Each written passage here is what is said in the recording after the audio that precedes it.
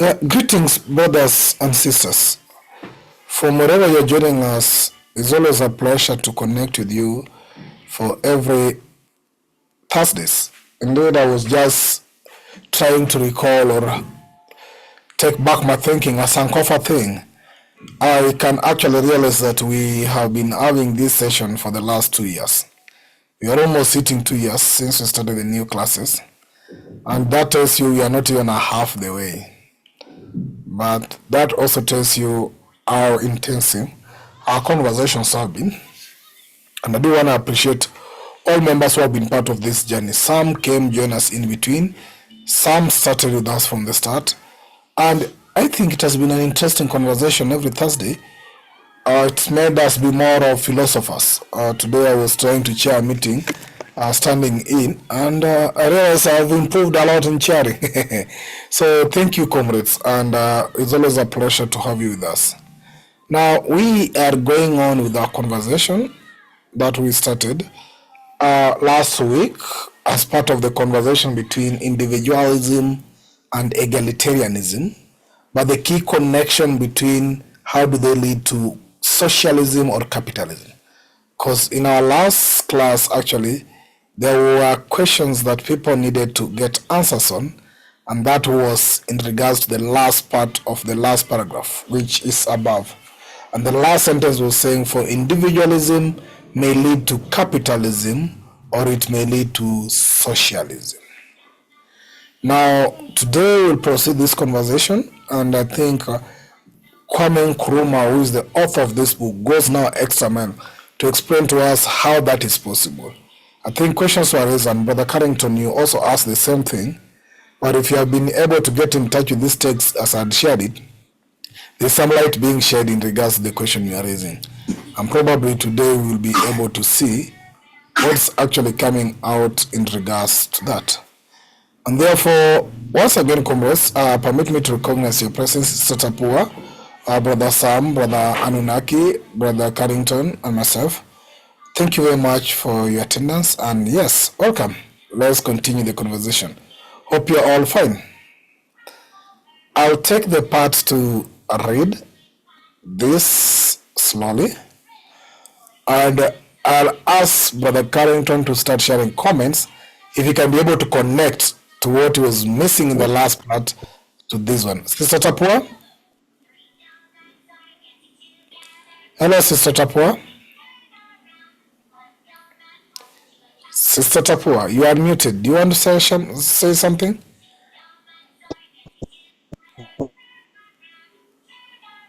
Okay. Okay, Sister Tapua, just to let you know, you are not that audible enough. I know you've been having network problem, but try to work on it. Then you can unmute yourself anytime. Okay. Having said that, so let me continue with the reading. Sister Tapua, feel free anytime. So then, as I've said, the last session ended with the word for individualism may lead to capitalism or it may lead to socialism. Now, this paragraph starts by saying, and this is, as I've said, it's Nkrumah speaking. He says, if one takes for the sake of an example the economic doctrines of John Stuart Mill, one must confess that he based them on a passionate individualism.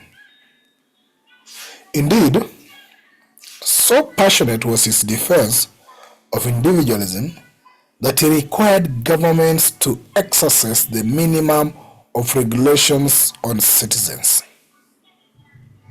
He advocated free economic activity. But true as it is that in Mill's doctrine, every citizen had the right to free economic activity.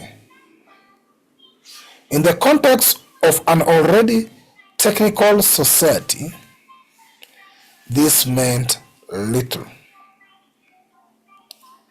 In the technical society, this would inevitably breed an economic disproportion, and it would head society straight towards capitalism.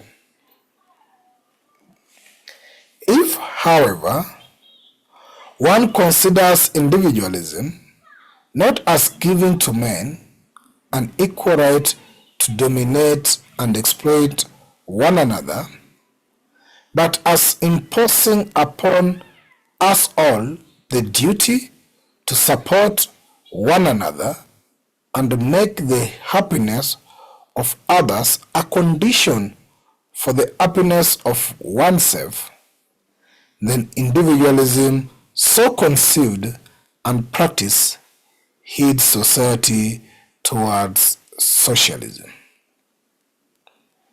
It is precise because individualism does not determine the form of social organization that both the capitalistic and the socialistic traditions in Europe can trace their origins to the earliest Greek philosophers. Indeed, because the cultural history of Europe is the unfolding of a social dialectic, it is hardly surprising that antithetic strands of thought should simultaneously trace their spring and origin to the same cradle. The dialectic will not be full unless the antithesis were present. That's the reading. Now, Brother Carrington, I've been calling you to come and start this first because I think when we ended last time, there was a question that you raised that was not answered. Capitalism, how individualism can lead to capitalism or socialism. Now, I want to get your thinking in regards to this extra explanation in the paragraph you've covered on what is your thinking in regards to them and whether does it clearly answer the question you raised in the last class. Brother Carrington? Thank you very much, Brother Pigeon, brothers and sisters. Thank you very much. Yes, this clears up the issue, although you and Sister Tapua and Brother Coco had really gone a long way in trying to explain this to me. I was a bit lost, as you have said last week. I was a bit lost with how you could derive socialism from individualism because it was not very clear to me that the basis of socialism can in fact be individualism. Now, I think it is very interesting the approach of the Usajefo, and if you could just focus on the third last, if however, the Brother Pigeon, we have lost the paragraph.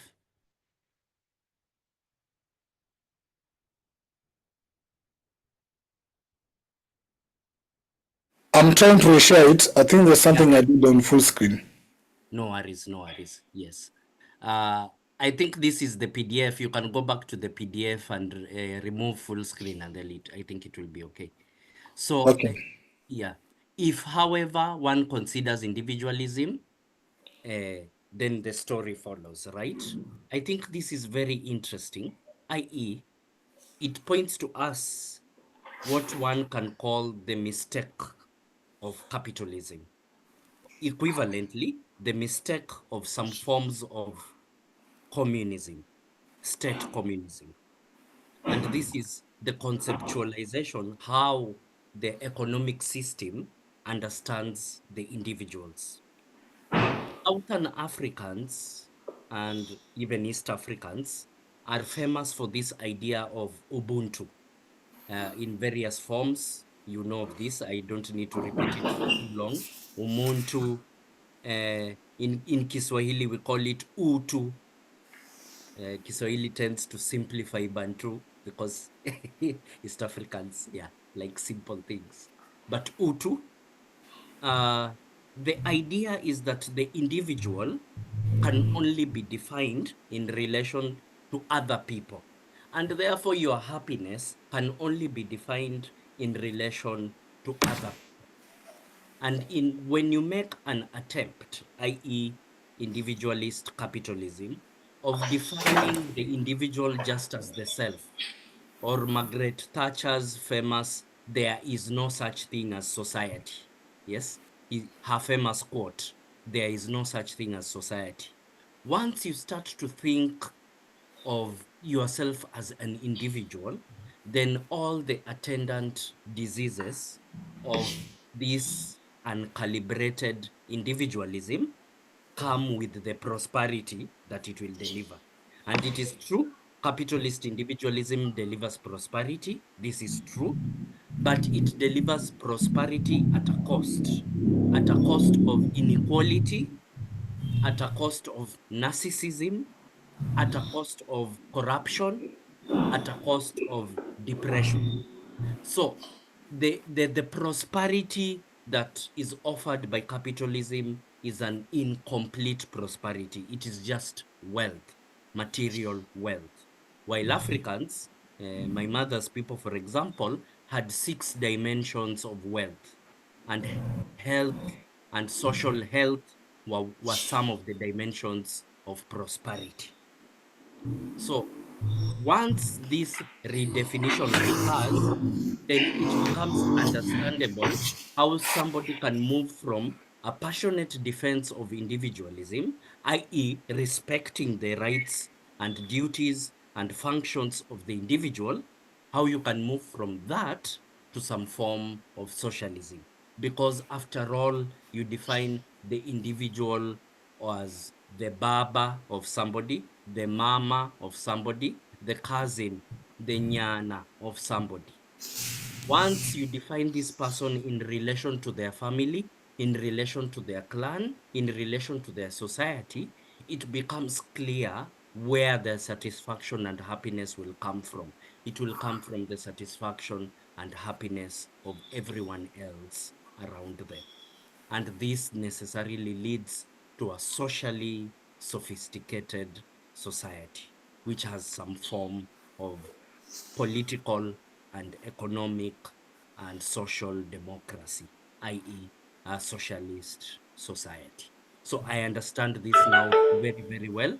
I understand where the Osajefo is coming from. Yes, and I will comment on the other paragraphs later.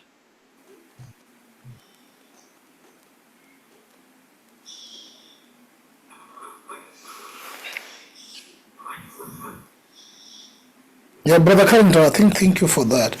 So basically, you've then actually shared your thinking in the first two paragraphs because they are tied. So the last paragraph is what you've Yes, not shared your thinking on. yes, you're right. Yes, yes. And I think I will encourage members to share their thinking in those two paragraphs because there's a way they are tied. The first paragraph is part one of the explanation, and the second paragraph is now part two. Because the first paragraph focuses on how do you arrive at capitalism, and the second paragraph focuses on how do you arrive at socialism, which was Yes, actually the conclusion of our previous chapter. yes, that's correct, Brother PJ. Now, Thank you. thank you, Brother Carrington. I'll go to Elder Sam. Elder Sam, having lived the struggles of Pan-Africanism, and we've been pushing for not capitalism but rather socialism, how do you understand and what's your thinking in regards to those paragraphs highlighted here? When Nkrumah is trying to explain how individualism can lead to capitalism or socialism. Elder Sam? Thank you, Brother Pigeon, and good evening, everybody. Yeah, I'm a bit lost, but in general, my understanding is that every theory of revolution in any direction, I think that the basic tenets of saying there's no absolutism in anything that we are facing. Anything absolute in an individual way will definitely lead us into a capitalist, and anything absolutely into the socialist direction will also come to equate to what people call anarchism. So I think the theory that I find here is that there is always a need that every stream of theory, it cannot be on its own leading to what we need. You always need other supporting principles to go with. And for me, in this case, it says, for me as an individual, if I have what I call my happiness, it's not completely saying the next person will be having the same happiness. And that measure of that happiness, it will depend on me in particular. But here we are talking about happiness of the majority of people in that society. Therefore, even if we give the individual the right to have his right to do things, we also need to balance that with these laws that will govern that it entails the happiness of everybody. So nobody must have absolute principles to do whatever he or she wants, in as much as not everybody must be imposing themselves on individuals. So that balancing act is a requirement. Thank you. So, Brother Sam, to you is capitalism is extreme individualism to you, and socialism is actually, it cannot be extreme individualism, but rather the soft individualism. You either call it soft, but any name you wanna give it. Okay. I think that's my viewpoint. Okay. Thank you for that. Sister Tapua? Hello. Hello. Yes, I've been dipping in and out, but these two paragraphs have brought to me an understanding of our African context, because even in the liberation struggles, we went in as individuals, but working for the group. And in a lot of instances, we could not then move into independence and maintain and be individuals who are working for the group. So I'm thinking of the particularly the active combatants who went out to physically take up the gun and fight. Whilst they were out there, we are made to understand that they were a team. And once they were in the country, for example, in Zimbabwe, they worked with the villagers, with everybody else who could contribute. But once that was over, the direction in which we were hoping to go as a group, where we will be looking out for the individual's need to be met in socialistic way of some sort, it did not happen. And we slowly drifted towards capitalism. So we are, particularly in Zimbabwe, being urged to work hard, you'll make it, work hard. And people are ignoring the fundamental principles of capitalism, where it feeds on off other people.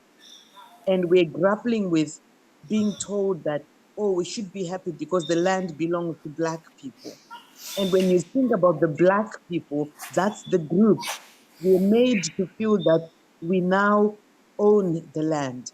But if you look at what's happening on the ground, you'll find that it's individuals who own the land. And it's individuals who are satisfying their individual needs while at the expense of the group. So I think it's just enlightened me as to what's happening. And possibly it will point to how we're going to go in the direction that we want to go. Because we need to remember to take the individual with us, but work towards the common good. And that's the challenge. Thank you. Thank you, Sister Tapua. So, what I can get from your aspect, of course, is that in the first individualism, that leads to capitalism is an open competition for all. Mm-hmm. So let everybody compete. What other people call survival for the fittest in capitalism. Yes. So let's everybody compete. But in the second aspect of individualism, which then leads to socialism, to your understanding, is not only to give, because when you say everybody compete, which means what are you competing for? And Nkrumah is tying what we call economic competition here.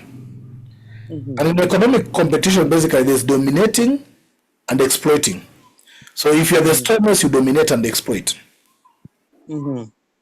Then that then leads to that, of course, it's because you love yourself. So you are competing to get the more resources to control them for yourself.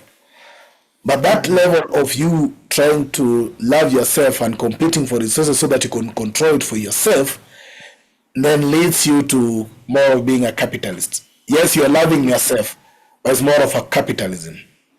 Well, then what it's saying in the next aspect here, Nkrumah say that it's not actually just giving people equal opportunity or right to dominate one another, but it is imposing that all of us have a responsibility not to compete and dominate one another, but rather to support and ensure that each other live the best for themselves. Yes, I totally agree. And I think that's where our leadership has gone awry, because they, from my point of view, think of themselves. When they amass wealth and bank it in every other place except their home country, that's individualism. That's thinking of oneself and forgetting the rest of the group. You have to fend for yourself. As long as I've got what I need to get from whoever wants to come and get our minerals, they give me a bit of some money, I'll be fine. I think that's very sad. Okay. Thank you very much, Sister Tapua, and welcome to members of Jonas. I see Brother Howard Gale has joined us from Liverpool, and we have Brother Carrington Kinyanjui. No, Brother Evans Okumu, who is also joining us from Kenya, and you have Sister Myra from Uganda, also in UK. Basically, yes, we are sharing our thinking on a paragraph that has been highlighted. And to put you or to bring you up to speed, in our last session, we were looking at individualism or egalitarianism and the concept that being an individual or promoting individualism, as in the last line before the word is highlighted, could lead to what is called capitalism, or it can also lead to socialism. So individualism can be the basis of capitalism, or individualism can be the basis of socialism. In this particular chapter we are in, Nkrumah is looking at philosophy and society. So how philosophy relates to society. Now, in the paragraph we've been just reading, and I'll read it again for your sake, now Nkrumah proceeds to give further analysis on how individualism can lead to capitalism or it can lead to socialism. And he starts by saying, if one takes for the sake of an example the economic doctrines of John Stuart Mill, one must confess that he based them on a passionate individualism. Passionate individualism. Indeed, so passionate was his defense of individualism that he required governments to exercise minimum regulations on citizens. He advocated for free economic activity. But true as it is that in Mill's doctrine, every citizen had the right to free economic activity, in the context of an already technical society, this meant little. In the technical society, this will inevitably breed an economic disproportion, and it will head society straight towards capitalism. And the second part of it, he says, if, however, one considers individualism not as giving to men an equal right to dominate and exploit one another, but as imposing upon us all, the duty to support one another and make the happiness of others a condition for the happiness of oneself, then individualism so conceived and practiced heed society towards socialism. We are getting members thinking in regards to those two paragraphs before we go to the third paragraph. So we've asked Brother Carrington who has shared his thinking. Your thinking is basically, how do you understand the paragraph? And out of understanding, what is your thought process and what do you think about it? You understand it, and then what is your thinking about what you understand from this paragraph? So far, Brother Carrington has shared his thinking. Elder Sam from South Africa has shared his thinking. Sister Tapua from Zimbabwe has also shared her thinking.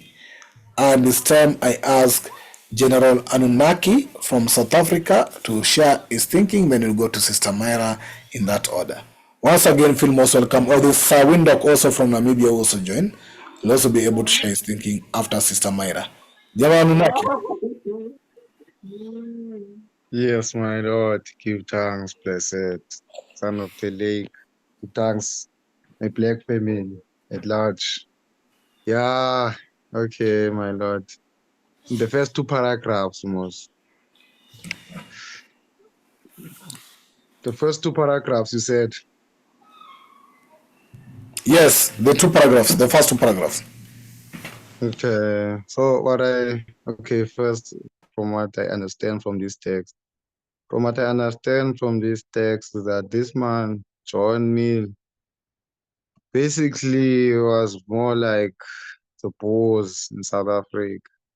He wanted to be his own.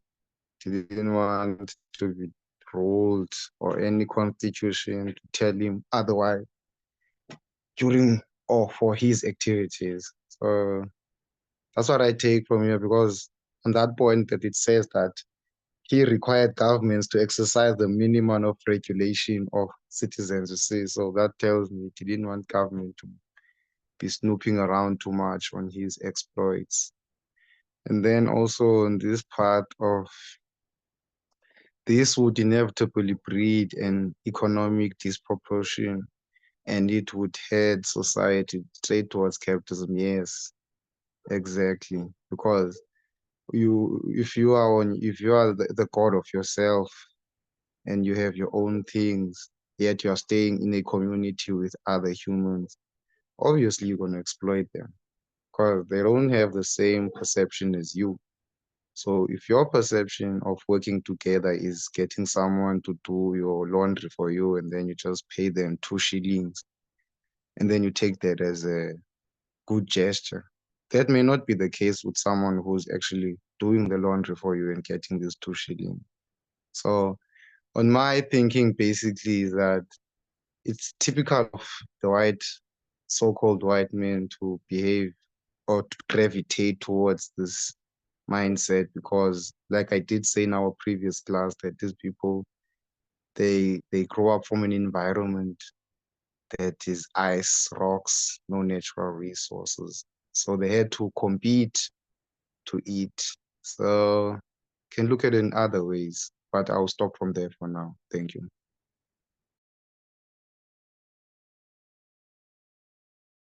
General Anunnaki, thank you for the points you've raised, which I want to have a follow-up questions a bit. You say this is like the Boers. But yes, because South Africa's context is almost mirroring African and Europe in the same place. So you basically have a country which looks like a mix of continents. Yes. But then when you say that the government, as you said, John said that the government should exercise minimum control. Now, this brings the government responsibility in this context. Then does it mean actually the government should regulate individual passion or individualism or individual interest in a society? If that is what it means, which then John Stott was not actually accepting, and he never wanted government to regulate or to put regulations on individuals, then basically it means that government should be socialist government, not capitalist government, so that it then can exercise that regulations, so that it doesn't give individuals much power to dominate and exploit others. But in line with Yes. that, then they do see the similarities of that government to the current government in Africa, leave alone South Africa. Do the governments in Africa as a whole exercise regulations of individual interest to the level that is necessary, or actually they are practicing this what John Stott was thinking? They do minimum regulations. According to you, what do you think? Give thanks, my brother, for the questions. It's a good question indeed. Okay. When we talk about Africa right now, okay, let's say, Africa without SADC and AU side, you see, that those countries, they practice minimum regulation on citizens. But when you talk about AES, which is that new alliance of Burkina Faso, Mali, and Niger, they are starting to practice this one, whereby the citizens will be regulated and will have a collective consciousness. So yeah, that's how I can put it, my brother. So I can say in Africa, it's AES who's practicing to regulate citizens, and then I can say the other countries which are mostly Europeanized, they practice a minimal of regulation because they are capitalist countries, by the way. Okay, thank you. So you confirm majority of African governments are actually practicing capitalism Yes, instead of yes, what should be socialism. But then it yes, also brings the aspect that the initial foundation of a government should be actually to practice more socialism than capitalism in yes, regards to yes, regulations of persons. yes. Okay, thank you for that. Sister Naira?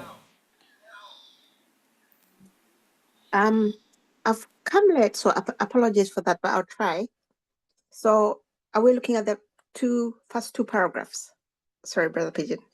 We have highlighted the three paragraphs, but we realize that the past two paragraphs speaks to each other in furthering the explanation of the last sentence we heard, that individualism can lead to capitalism or socialism. So the first two paragraphs actually explain how you go to capitalism and how you go to socialism. So we're interested in your thinking the first two paragraphs as in the first place. Okay, so I think for me, these two paragraphs are the Nkrumah is trying to tell us that one concept for individualism in this case can be interpreted differently by different societies. So in the first paragraph, he shows us how it leads to capitalism.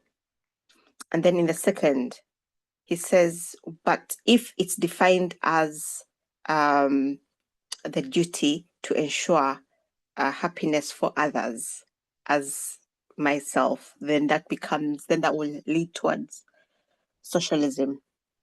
And I feel like he's telling us that we should be really intentional about the kind of society that we want to build. This is why we're here studying this philosophy.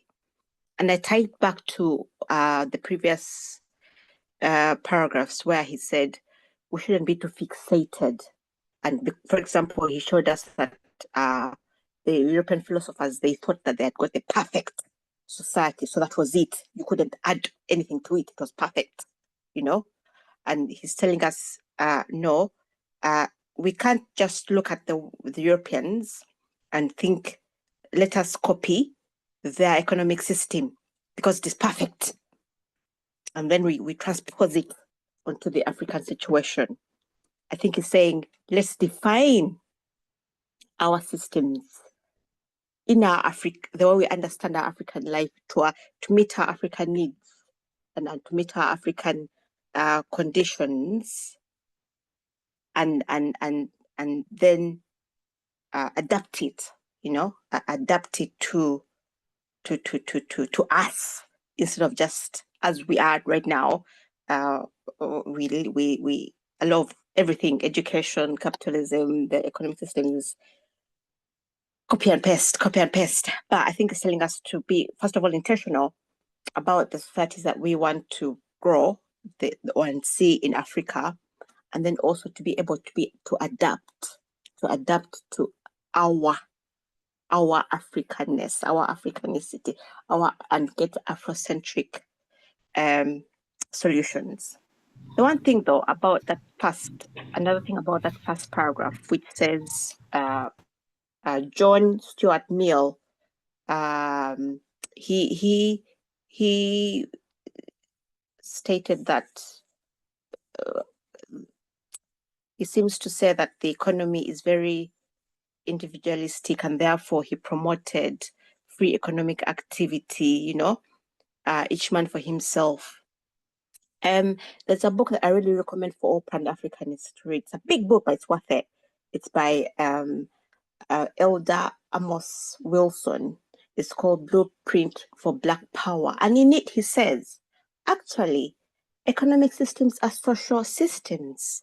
They are networks of social relations, because I buy from you, then I sell to another one, then someone buys from me. We're all relating. So then he said an economic system is not individualistic. And the way he explained it, it's more of our way, our communal way. So yeah, that's what I take. Adapt to the African situation instead of copying and pasting from elsewhere. And then also let's be flexible and keep changing, keep adapting, keep meeting the current situation as it comes, instead of being fixated as it has to be this way, and if it doesn't work, then we just write a new policy, and then IMF writes, and the cycle just continues of poverty. Yeah, I rest my case. Thank you. Sister Myra, I want to do just a follow-up on that. Yeah. Now, Sister Myra, if you look at the second paragraph and what Nkrumah is trying to describe to lead to socialism, is it not what we now currently talk about as Ubuntu? Exactly. It is, yes. That's what it's saying to me. That's Ubuntu. But notice that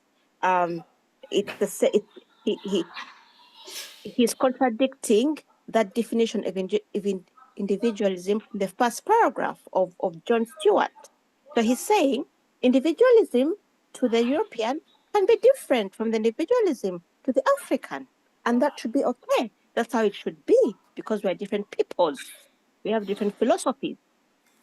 Yes, I understand that, but I wanted first of you to confirm that. The second element I'll be interested in is, now, you as an individual African, what does this then speaks to you? Because you see, you live as an individual. It says that the socialism aspect should actually be imposing that us all, which is egalitarianism, the accumulation of us all.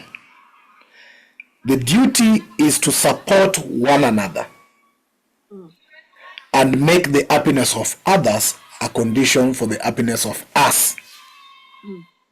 I think it also speaks directly to us as individuals to evaluate ourselves as Pan-Africans.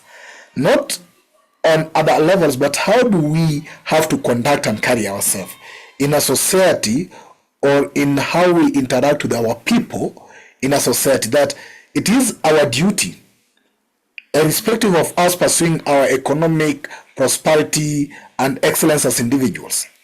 It is our duty to see that we exist to support one another and to make one another's happiness be a condition for our happiness. Not actually that we and me and you or anybody else exist to dominate one another or exploit one another. How do you find that? Yeah. No, I agree. I think if we are advocating for our philosophy, we should absolutely live it in our activism, and live and have that same attitude and the same and we should relate to each other in the same way. So I totally agree with what you've said. Yes. Thank you. Thank you for that. Sister Tapua, your hand is up.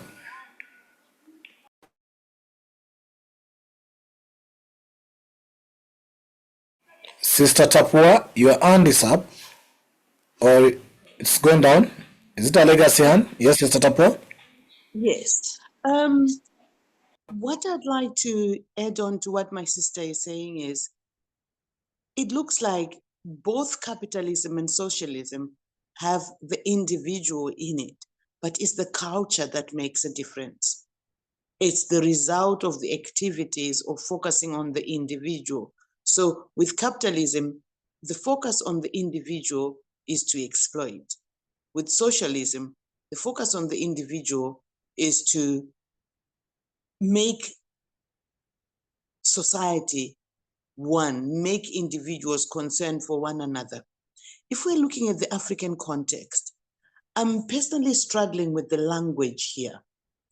Because if you look at the word individualism or individual in English, it does not have other people in it. If we define it, it's me, myself, and I, and at the exclusion of everybody else and everything else. But if you look at my understanding, my cultural understanding of Ubuntu, it's focusing on the essence of a being. In other words, our being cannot be at the expense of another being. In other words, we cannot be separated. So I wish we could speak in our language, a language that expresses our culture, because we've been forced to translate Okay. our meaning into a culture that's born out of individualism. Okay, Sister Tapua, I've gone back to the previous chapter, and there's only a small line that I want to highlight and explain it.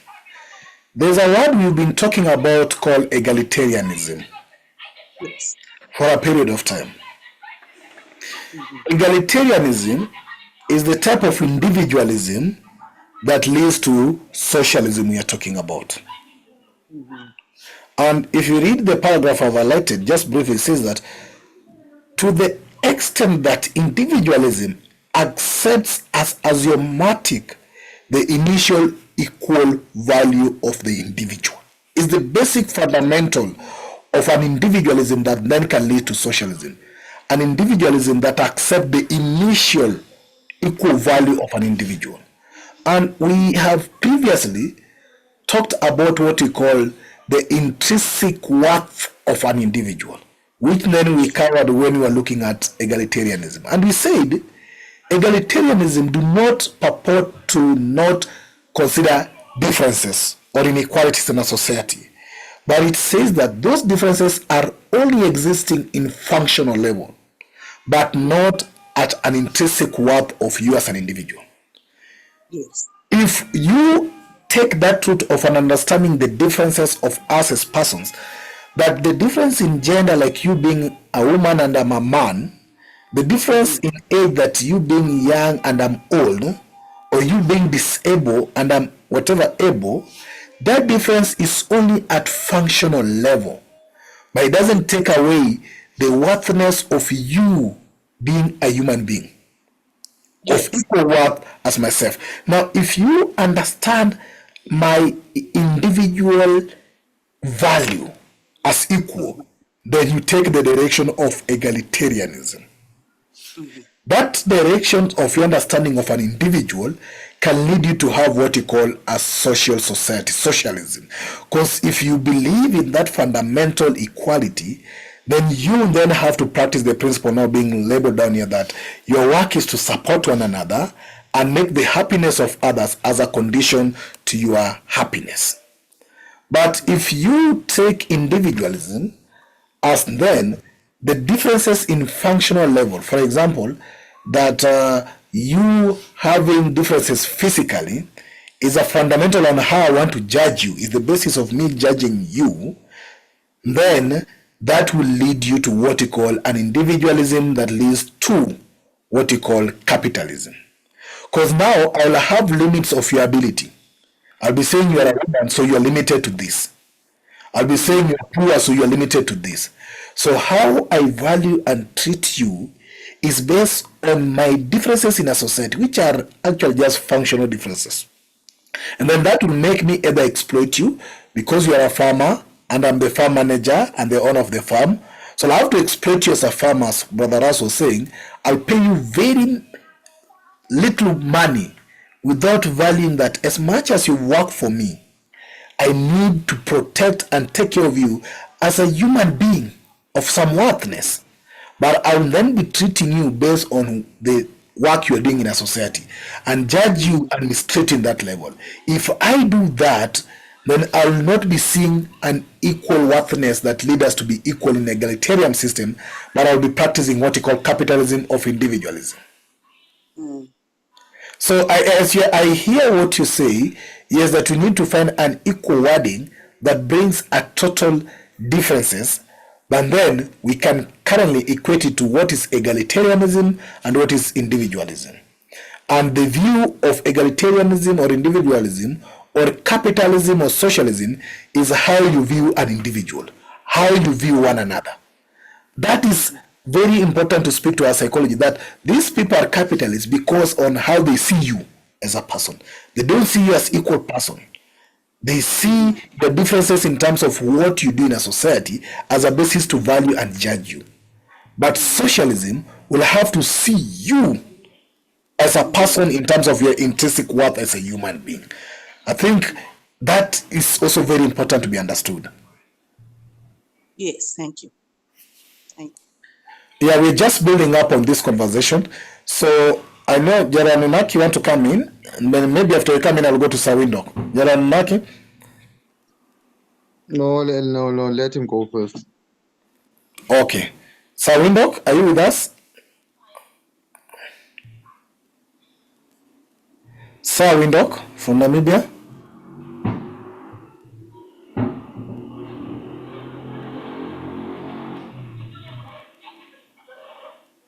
Sawindok? Okay, Sawindok is not able to unmute himself and speak. Then, Brother Howard, welcome. I know you have been not fully with us, but you've been once and a while, and we welcome you to. Actually, those who know Howard, he was one of the first black football player for Liverpool. I know some of you are in UK, you might be loving Liverpool, be part of it, but he's also thinking of how we can do something for society. But yes, Howard Gale, please welcome and share your thinking with us. Yes, thank you for the invite. And my original position was to sit and listen to the conversation tonight, because with it being my first time, and some of the conversation again is interesting, but to try and simplify things, we're talking about two different pathways, and what we've tended to do in the past, we've tended to divide ourselves, to separate ourselves, to be ruled. And my way of thinking is simplicity, really, is why don't we adopt a little bit of each one and maybe add something else to it? Because the way we've been working in the past, it doesn't work because we're separated. We're in division all the time. So why don't we adopt a little bit of this, a little bit of that, maybe something else to see or to try and progress and make it work? Because the future, again, is going to be difficult. Those people who've been benefiting out of Africa and Jamaica and the West Indies, again, they're not going to be happy with us organising ourselves and banging into their profit. So again, as I say, what we have to do, in my opinion, is try and find a different way than the ways that we've been coerced and manipulated within the past, because this is their game. So we have to take the game back from them by finding different ways of how we can progress in the future as Black people. And I'm not just talking about in Africa, I'm talking about Black people on this planet.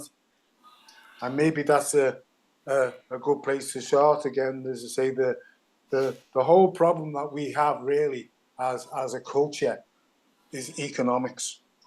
Wherever you go in the world, again, black people are we're denigrated as a low life.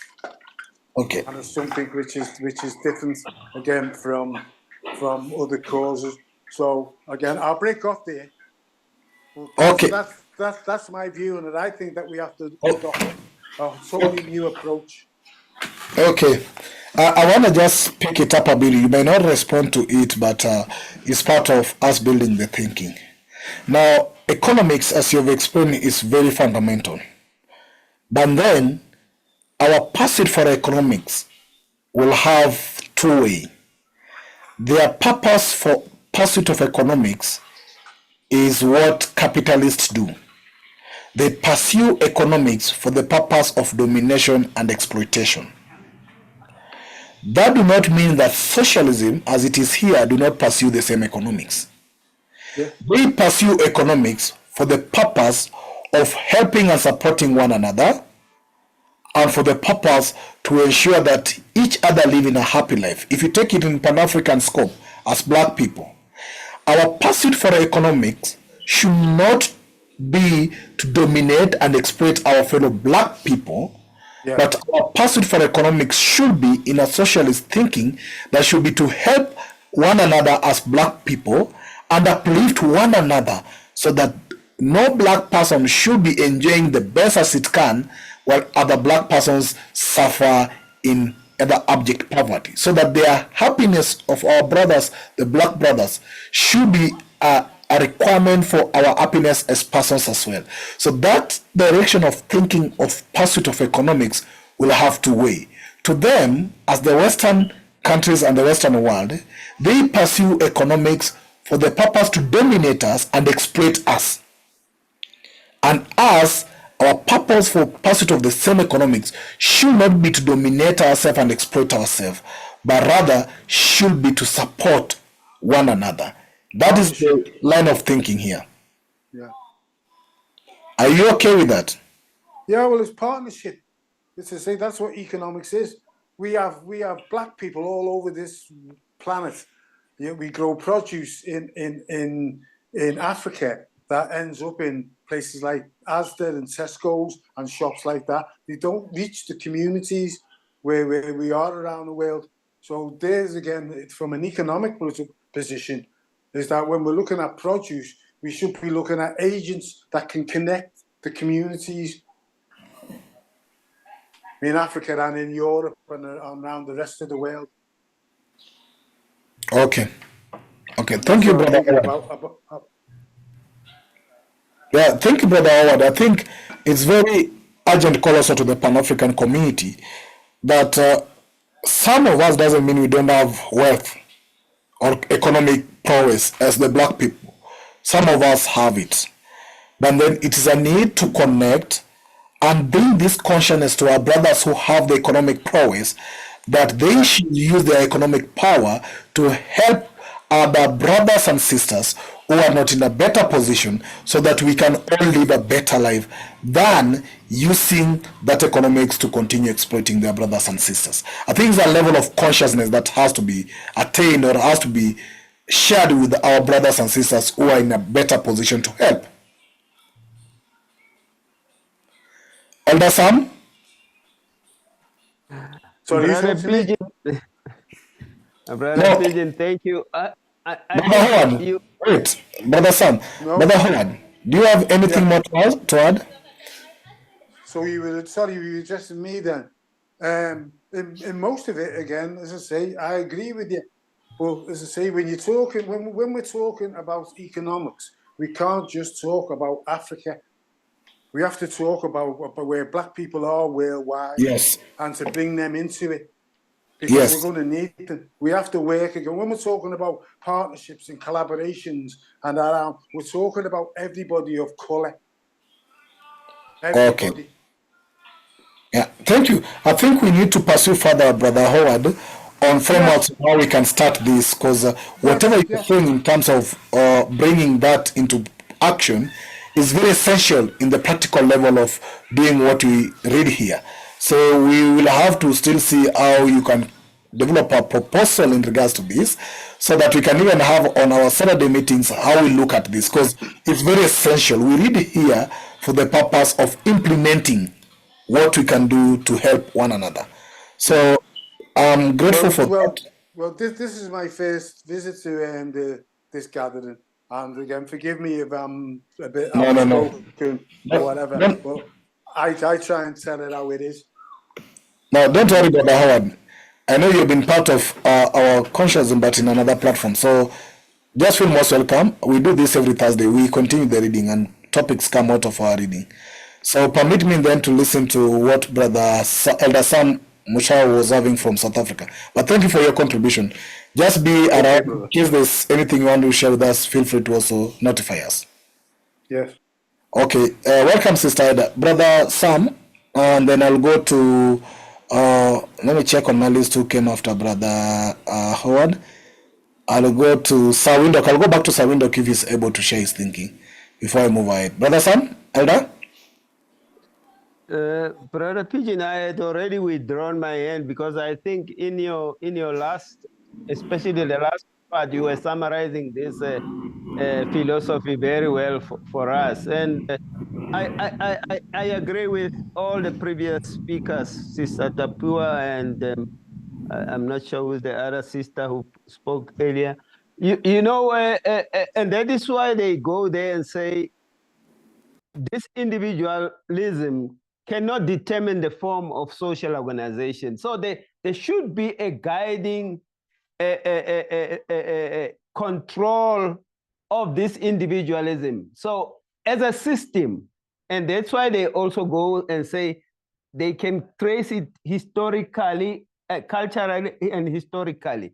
Even in our case, we need to go back to a historical cultural relationship in Africa. We were communal people. We were sharing everything inside our families as individual families, into our bigger clans, into a bigger nationality, and therefore into the whole continent of Africa. If we go back that route and tone this individualism in the direction that we say everybody in society. You know, the bottom line of this is that everything that we do should not dominate or exploit one of us. It must support all of us. Thank you.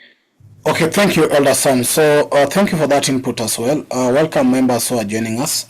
We are receiving more members, and actually new members probably who are joining us. We welcome you to our Consciousness class. What we do, we read the text, and this is a book written by Kwame Nkrumah. It's called Socialism. It's a philosophy and ideology for decolonizing Africa. Our president, or our actually leader, Kwame Nkrumah, wrote it. And we've been analyzing philosophy and society. And at this stage, we are looking at individualism, especially how it leads to capitalism or how it can lead to socialism. And the first two paragraphs, we have 3 paragraphs highlighted. We have read the first 2 paragraphs, and we ask members to share their thinking out of them understanding the paragraph. So first of all, you read the paragraph silently if you have time, try to understand it, and then share with us what you think. We are interested in your thinking, and your thinking is your thinking. We cannot judge it. It's your thinking. So let me get to Sir Windhoek. From Sir Windhoek, I'll go to Shaibu, then I'll go to Poti, then Brother Coco, and then Sister Ida, in that order of how you joined the class. Sir Windhoek, are you in a position now to share your thinking? Sir Windhoek from Namibia. I know sometimes you might be having issues to unmute yourself. I'm sending a notification to request you to unmute yourself. If you'll be able, well and good. If you're not able, please feel free to chat me for any technical difficulty you might be facing. Let me get to Comrade Saibu. I think it's your first time to join us, so it will be good to introduce yourself from where you're joining us. Then feel free also to share your thinking if you're in a position to do so. Shaibu? Yeah, greetings. Hello. Yeah, we can't get you clearly, but We can hear you, but there's some The network is network issues.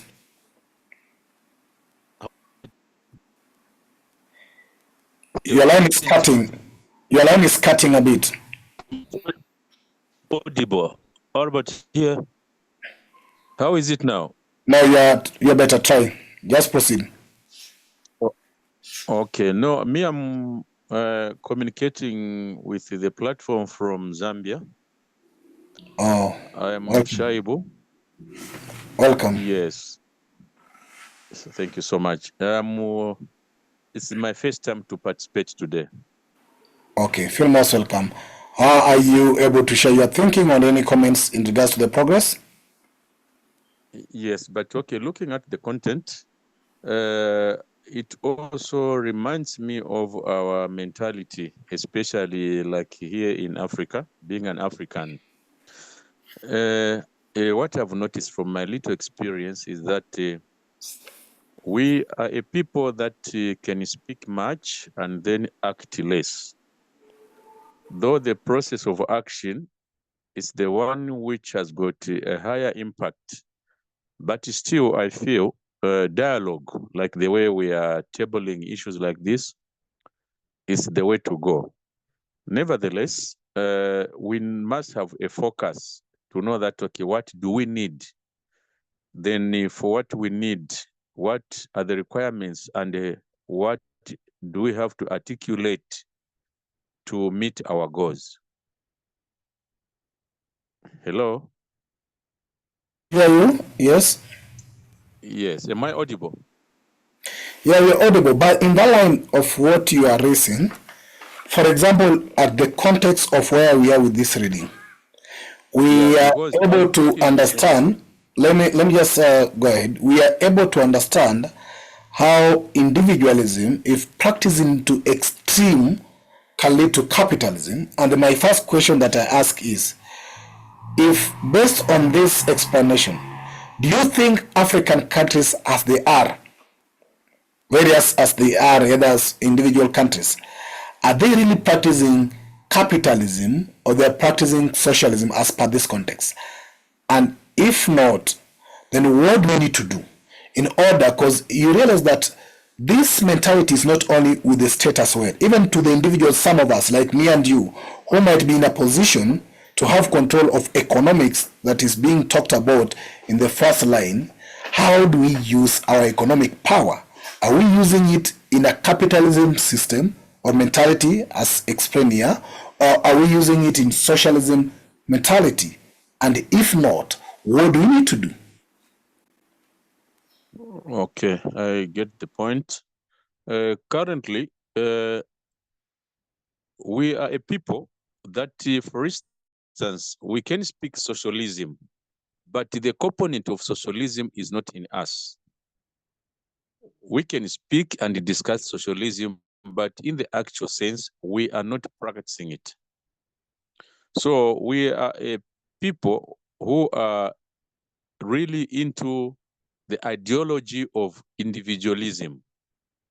And that's what is killing us. Now, if we were to look forward and find ourselves in a positive environment to put ourselves in a safer position, which will benefit everyone and make every African happy, unless we come up with, for instance, the way I look at our continent, Africa, being the richest continent in the world, with natural resources. If we were to remove individualism, remove capitalism, I think the way to go is socialism. So unless if you would want me to elaborate more on that, maybe I give the platform to others to speak as well. Thank you very much. And I think in order to attain that socialism you're mentioning is what is trying to be raised in the first paragraph on the role of the government. Because it says in the second line in the first paragraph that indeed, so passionate, that is John Stott who was trying to push for capitalism. He says, indeed, so passionate was his defense of individualism that he required government to exercise minimum regulations on citizens. which means if the government exercises minimum regulations on citizens as pertain to the economics, then we actually end up with having a capitalist society. We then lead to what is calling advocating for free economic activity. But then in order to attain a socialism society, then I think the government needs to exercise more regulations on citizens in terms of economics. Because we already have a country or a society that is already technical society, or a society that is already in balance. We are in a society that, of course, there are people with resources and there are others who don't have the resources. If government don't put measures to regulate those economic powers or prowess, then we might continue to have a continent and a country where few people might have everything else and majority will have nothing. And in that way, we might not then attain the principles or the doctrines of socialism, which says that we exist and our duty is to support one another. Exactly. Okay. Thank you. I was just trying to drive to connect to what you're trying to say and maybe also help us find some of the practical things that we must have to think about. But yes, do you have any other thing to add, or we can pass to the next members?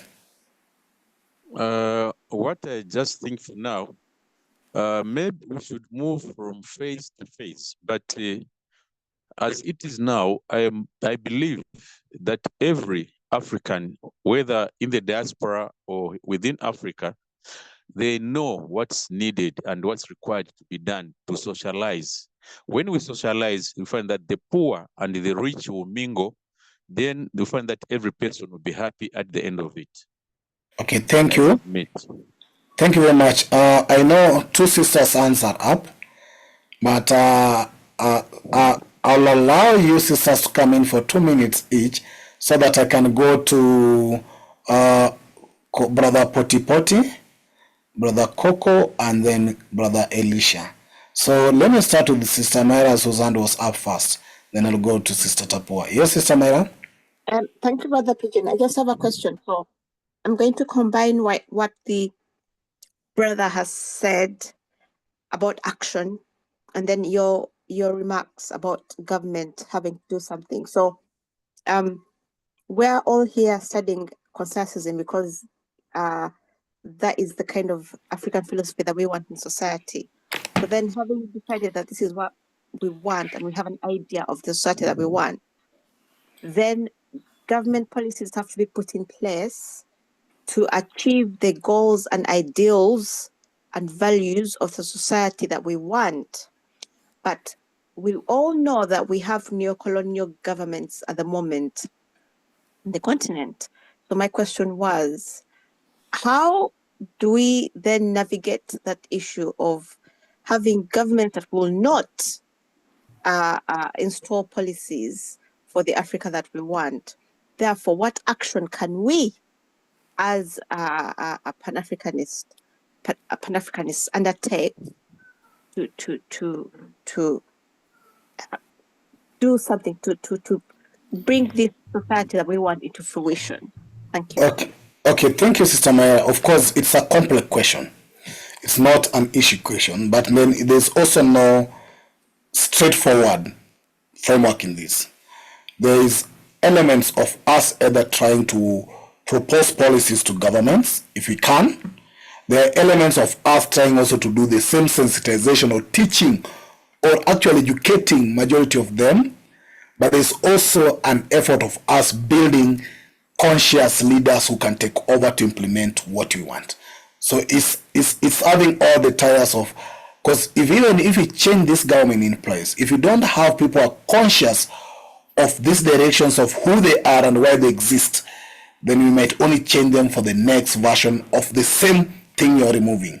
But if we have conscious policies drafted and proposed, if we have conscious either meetings or sensitization or workshops to teach also, because you realize that majority of even those who exist in leadership positions sometimes do not even understand or do not even appreciate why are they there. And beyond that, if that is not possible, we need to create also a new team that knows why they should be there, and that also takes now another lot of strategies in terms of mobilization of resources, training, coordinations. So it's a whole pack, but being whole doesn't mean we cannot tackle it.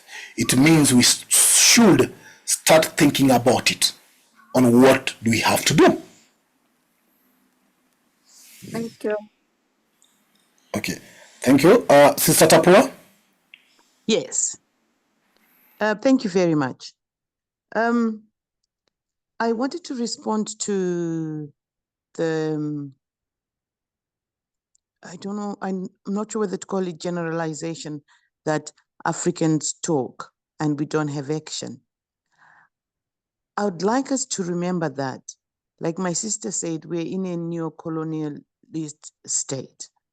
And those people that aim to dominate us have dominated us. And therefore, we need to start by talking, to get our thoughts together, to get our minds together, to get our philosophies together, to raise awareness. We've got to start with talking. But yes, we need to go on to act. And for me, part of the action that's taken place in the Sahel is what we want. Because like my brother said, sometimes you fight one group of people and replace them with the same group of people.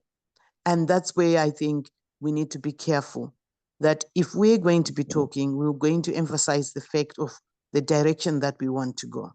And then secondly, I've become very wary of using the word socialism because the people who dominate us, who are capitalists, whip people up to not like socialism. And it now has a bad name. But if we use our word, Ubuntu, it leaves them in 6s and 7s because they haven't got a strategy of how to deal with it yet.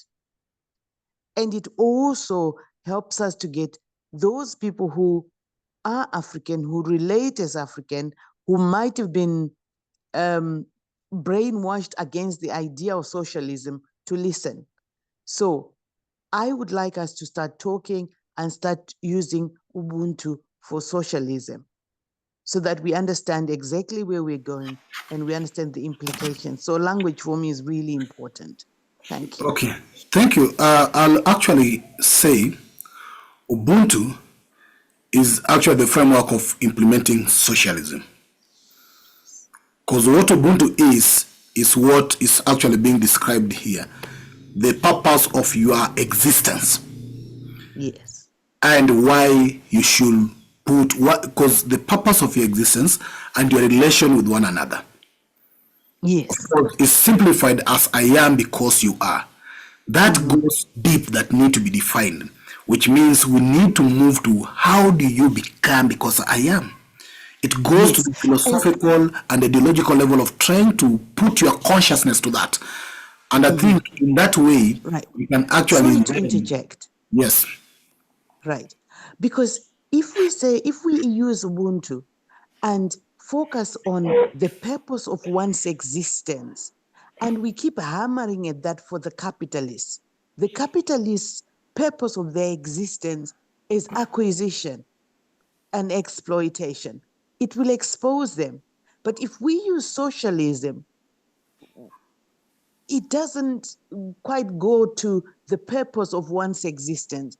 We know we're being conscious of how our brother should be, that we should be happy, they're happy, and so on, all that. But if we use the word Ubuntu and we keep hammering on the fact that what's your purpose of existence, what would the capitalists say? Thank you. Okay, I hear you. Thank you. Let me get to Brother Poti, Brother Coco, and then Sister Ida, of course, said that she might not be able to speak, but if you are in a position to do that, Sister Ida, always feel free to come in, and then I'll go to Comrade Elisha. So let me start with the Poti. I think we still have time, and I hope we will have time enough for everybody to share their thinking. Comrade Poti, I know you're joining us from Lesotho.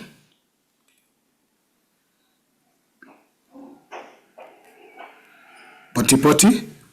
Okay. Brother Coco, go ahead. Go ahead, Brother Coco. Thank you. Thank you. Yes, that's my brother joining us from Lesotho. Yes, and I invited him along. So No, you can go ahead and speak. Go ahead and speak. I'll be motivated. Yeah, let him settle in. Let him settle in and see how it goes, and we'll see. Yeah.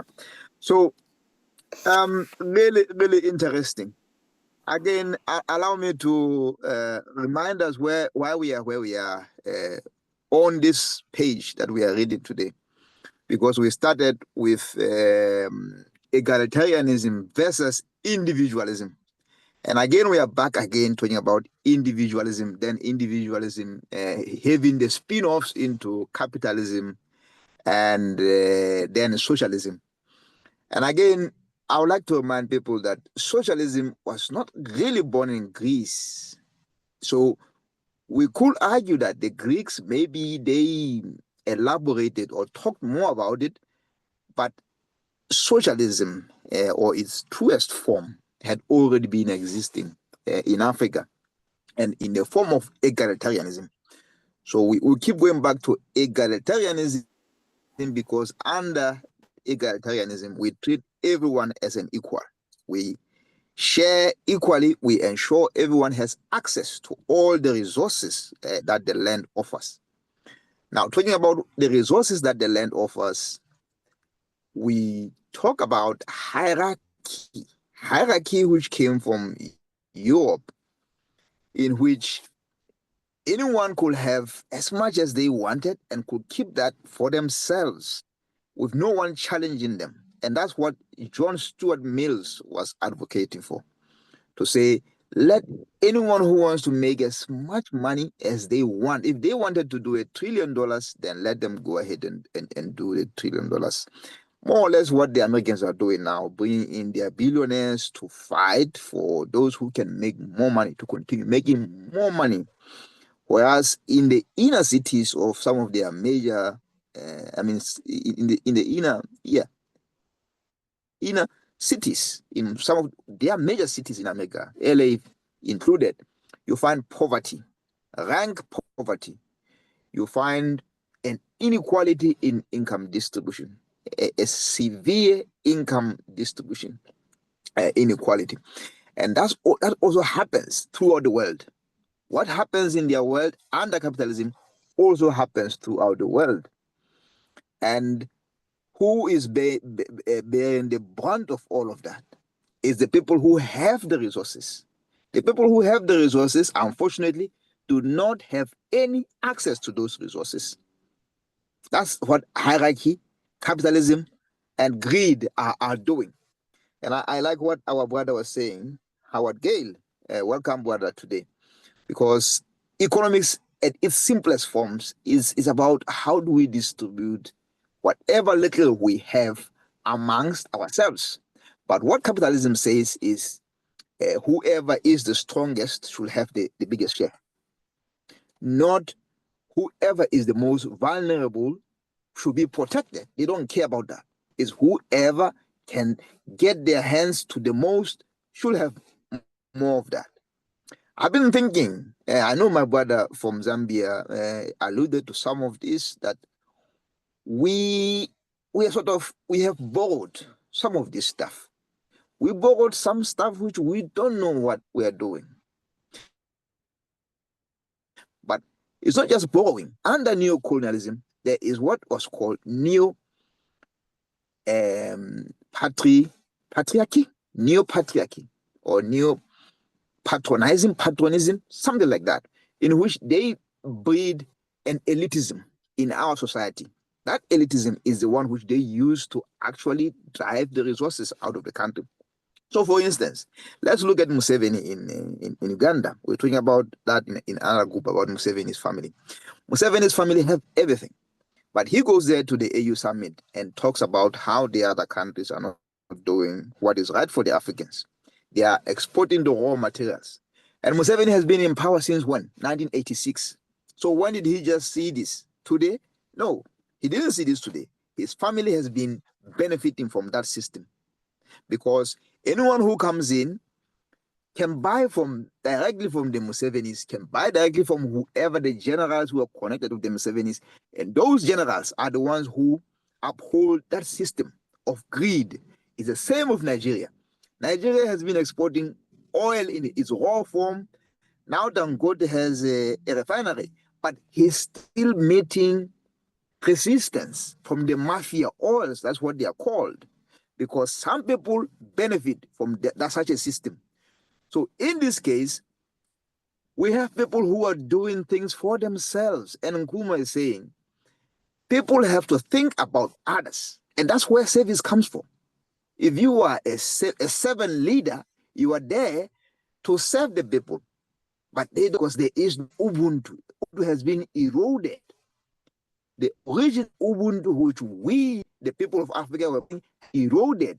Even people who want to accumulate resources think that's how doing that. That's a demonstration of when they are doing best.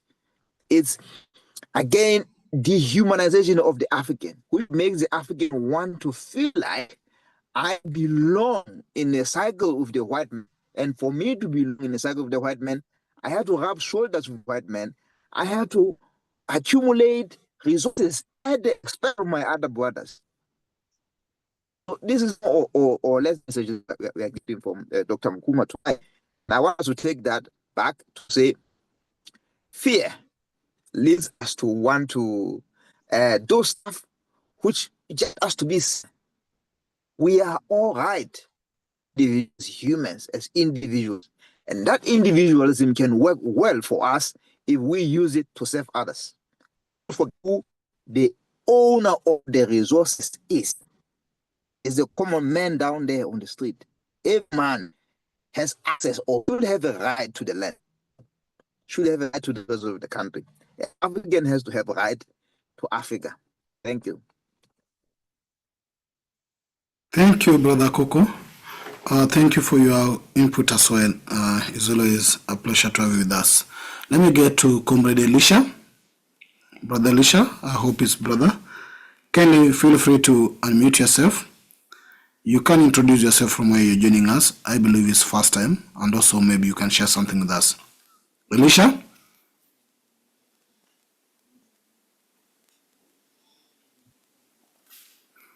Elisha?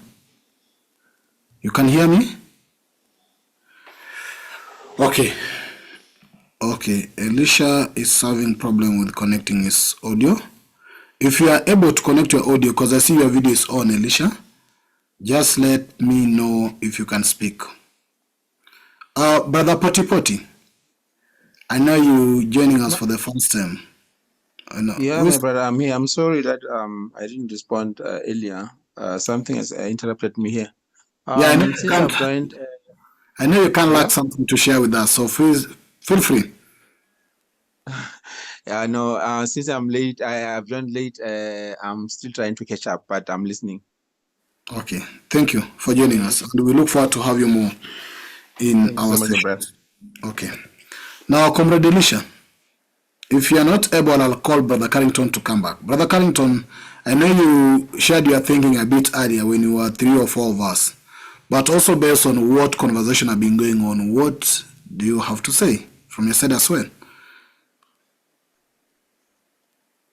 Thank you very much, brothers and sisters. Yes, initially we talked about Ubuntu, which I see as an African formalization of socialism, or the reverse actually. Socialism can be seen as a formalization of this African philosophy and concept.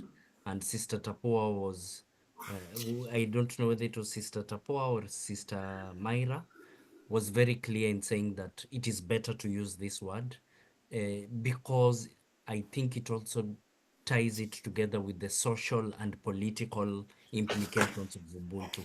Ubuntu is not just about economic implications. I think there's also something important that we need to pick up upon, and I said that I will mention maybe towards the end in the last paragraph, that you can start from a set of similar assumptions, and because you have started with the person you're discussing with, because you have started on a set of similar assumptions about the importance of individualism, for example, you can arrive at radically different conclusions as to how you should organize society because of your different conceptualizations, understanding of the definitions, of the meanings, of the concepts that you two began with. So I think this is important, and this can serve as a basis of the dialectic. So we can start with the same thing and then end up with very, very different conclusions, because social organization principles, philosophical principles apply differently depending on the meanings of words. Now, we can ask ourselves another question. How is it then that people from different cultures define the same words differently? It is because people from different cultures come with different world models, different world views.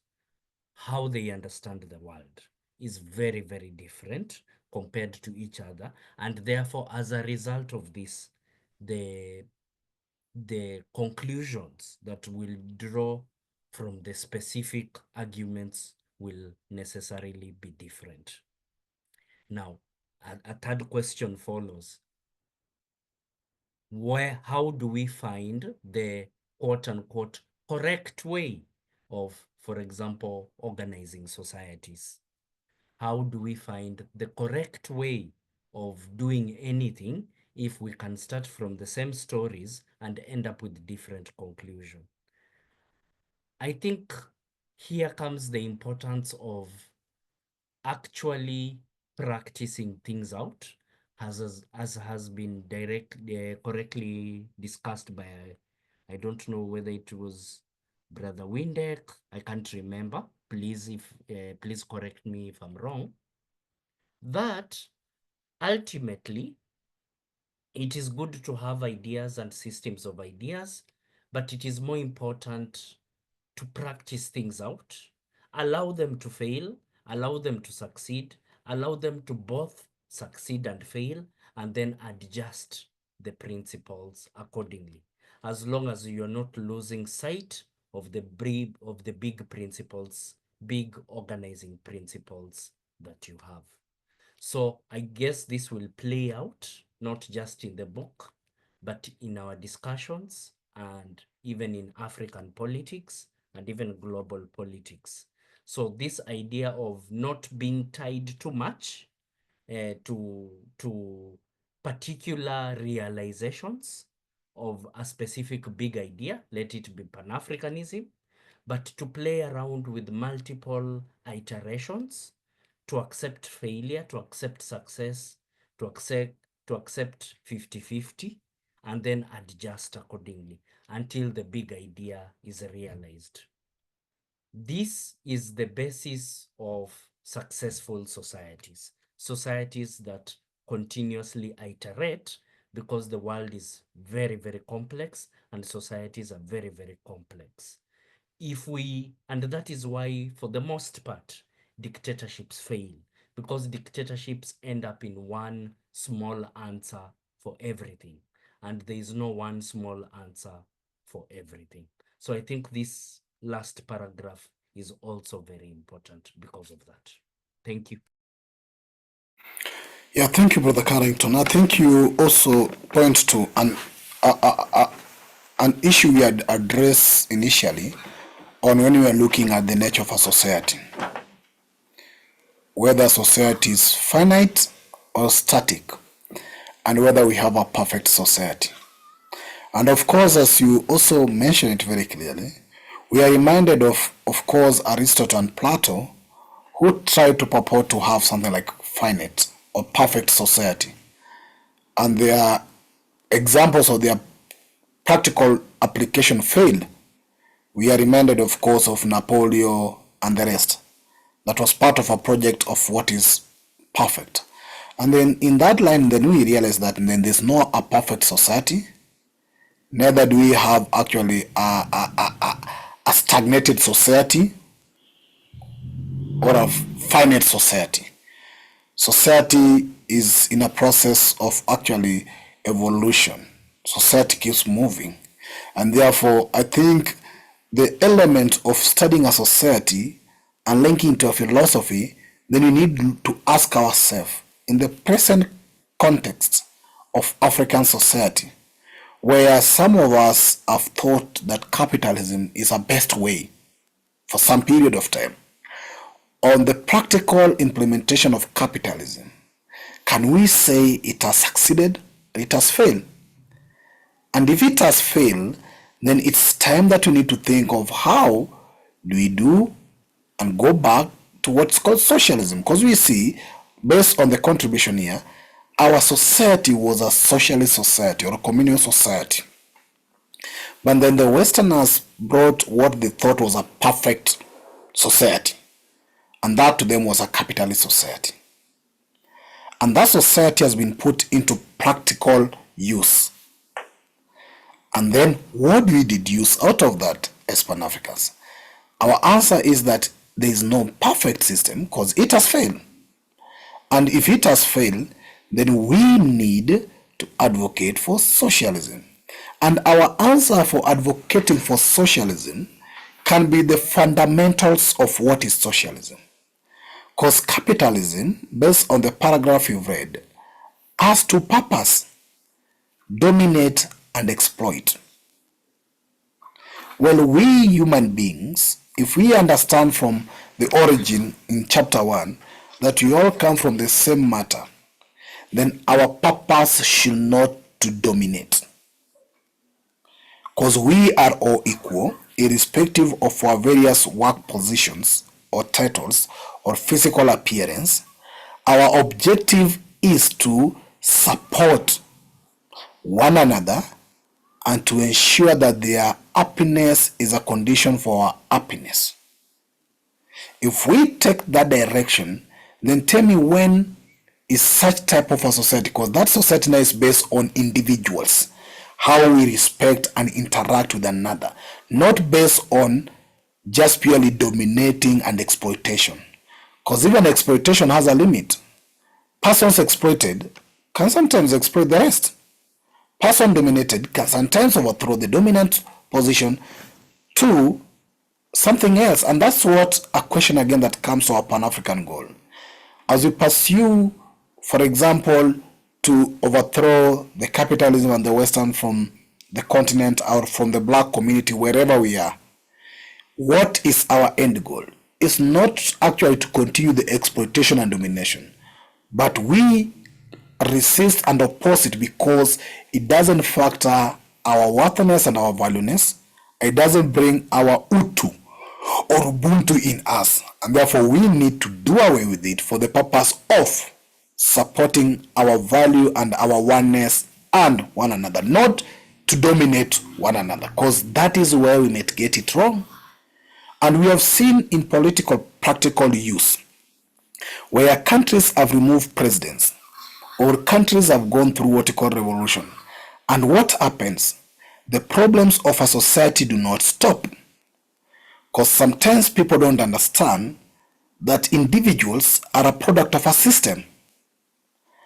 And when you look, for example, examples have been raised here on Sahel.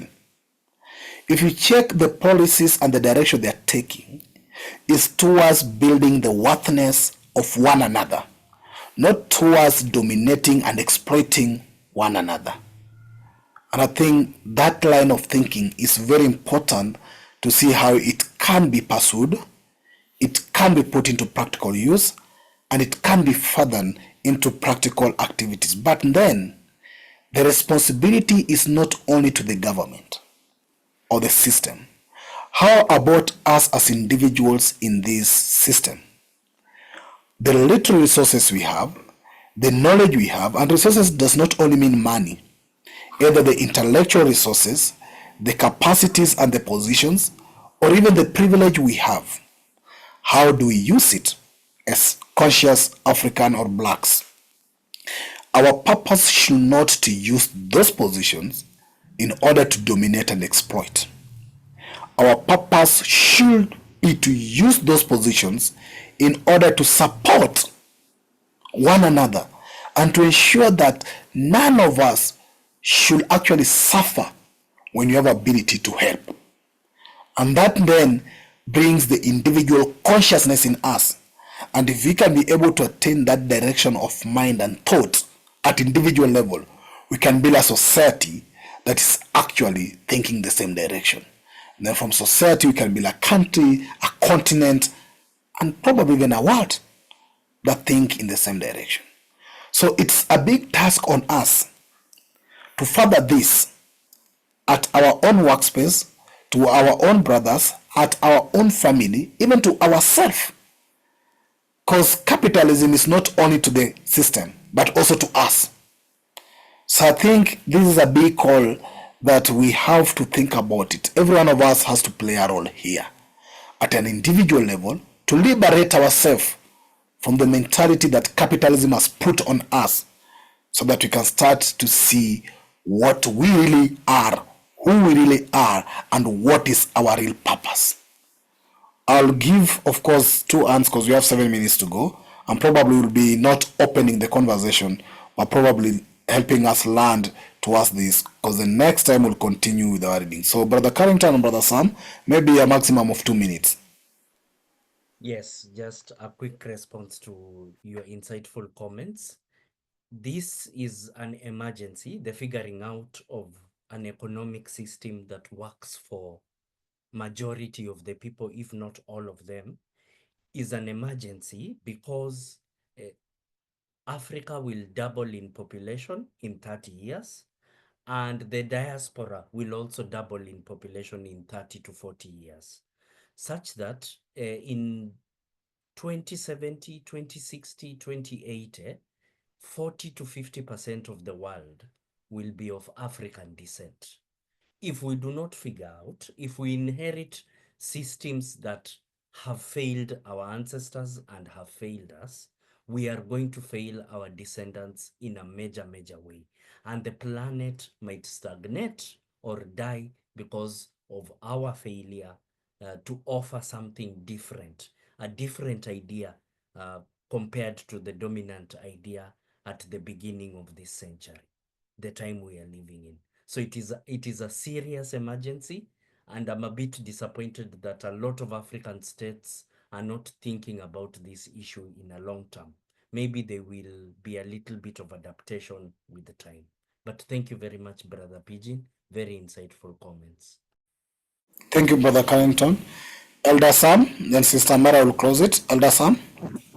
Thank you. Thank you. I think Brother Pigeon and Brother Carrington, according to me, you have summed this up. But I just wanted to come from another angle to say, the revolution, there's other mistakes that we have done in the revolution to separate the phases of the revolution. People say we want political power first and then economic power. We are separating a revolution which is a system that is all encompassing. You cannot isolate this. You need to do them. For instance, the cultural situation that we are facing is totally negating the revolutionary gains that we have done.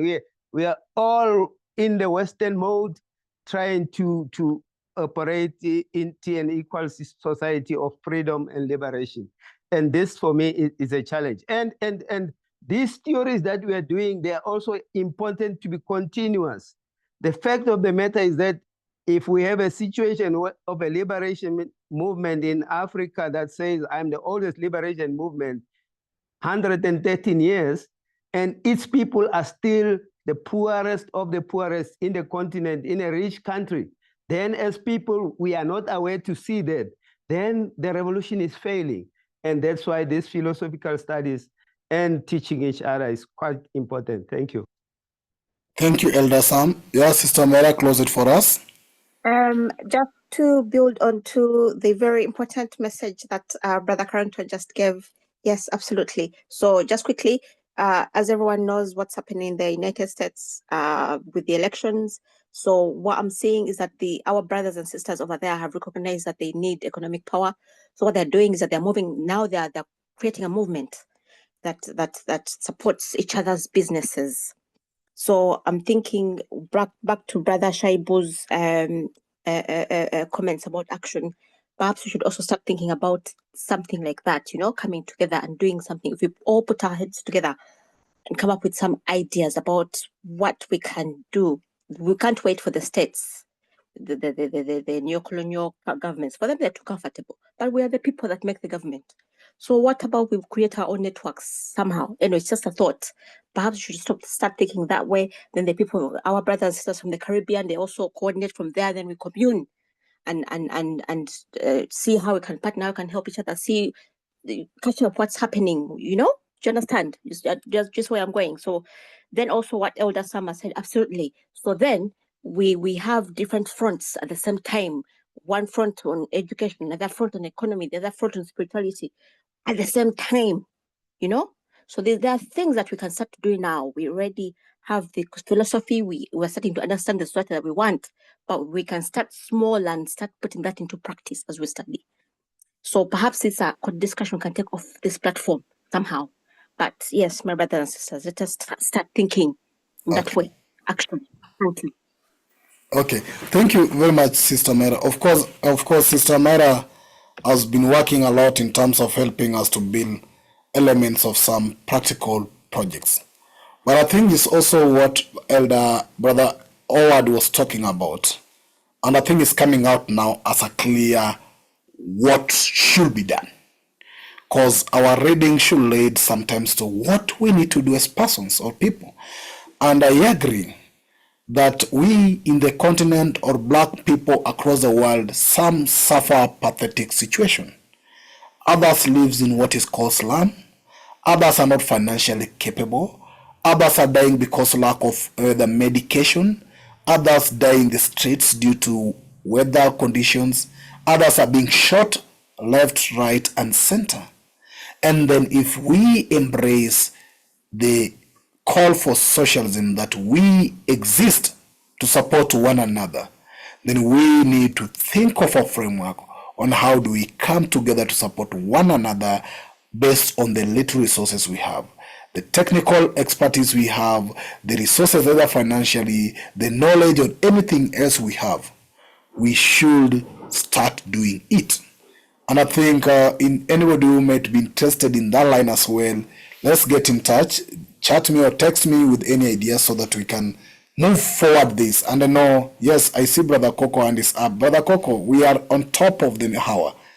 If it's a second. Brother Coco? Oh, do you hear me? Yes. Yeah, don't forget. I know we want to do stuff for ourselves, practical stuff, but we have to remember that we are living under a situation where the people's rule have been overthrown. We have been overthrown. The owners of the resources are, this is kind of upside down, and that's what we have to deal with. We have to correct that. That we can Yes. never forget about. That's what Okay. the Burkinabes have done. The Malians have done that effectively. That's what we should aspire to. I'm running for elections for the diaspora in Europe to represent Europe in the AU. Let's see that takes us to.